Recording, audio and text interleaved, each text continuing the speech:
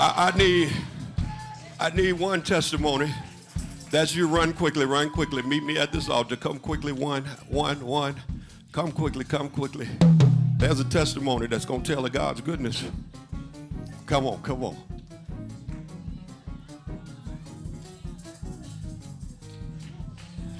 I'm sure Pastor may come behind me if I don't go in the right order, because sometimes I'll get happy before I get to what led up to it.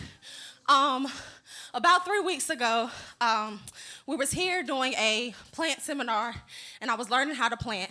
And Miss LaJune Thompson was here, and she was talking about what Pastor just said, being able to plant stuff. And she said planting seeds in advance. And so I planted, I participated. I went home, and I was sitting on my couch, and it was time for me to get up and go do something else. And I went to get up, and I felt like somebody was pushing me down.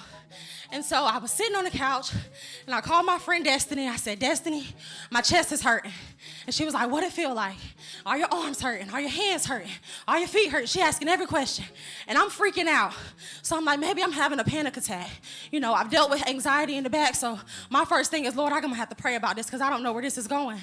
But as I kept talking to her, I said, it's getting worse. I ended up hanging up. I tried to get up. I kept getting pushed down. My chest kept hurting. It felt like somebody was wringing a rag in my chest. And so I said, Destiny, I got to go. I got to go to urgent care. So I called my fiance, Jamal. I said, Jamal, my chest is hurting. And so he said, okay, let's go. We get to urgent care, and while I'm there, they say, ma'am, what's wrong? You sound winded like I sound right now.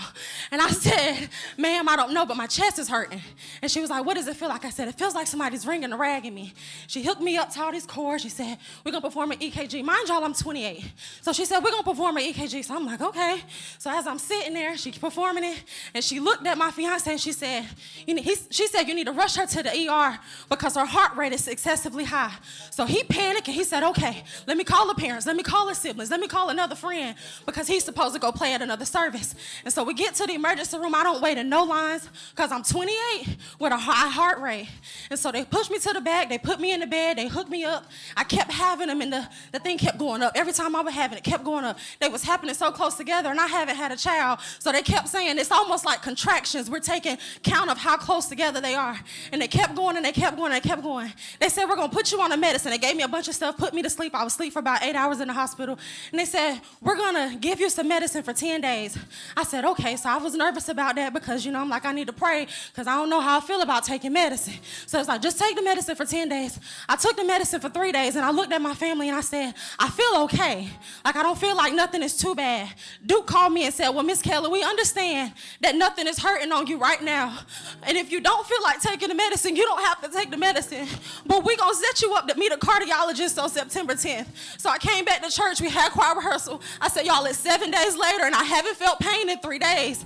They said, well, Miss Keller, we still want you to come to the cardiologist. So Pastor said, come up here and tell the testimony, and I'm trying to live in obedience. And so for everybody out there that's stressing over anything, that you have anything going in your life that you need to let go, when he says praise in advance, even if it's not over, you got to go ahead and praise in advance, because every time you pick your feet up and you put your foot down, you don't know what you're fighting for the next week to come. So I need every blood-washed believer. He shouldn't have to push us to praise. You should be able to praise in advance. Just the mere fact that you got left in your body, just the mere fact that you got activity of your limbs. There was somebody in the bed beside me that may not have made it. They was just laying there for days, but I was only there for 8 hours. I took medicine for 3 days, what should have been 10. Yes, I got to see a cardiologist, and I'll keep you all updated because it's public, but God is still a healer. I don't care how old you are, he is still a healer. And every time you think you won't be faced with something, it will be put right in front of your face. He will put your faith to test. You have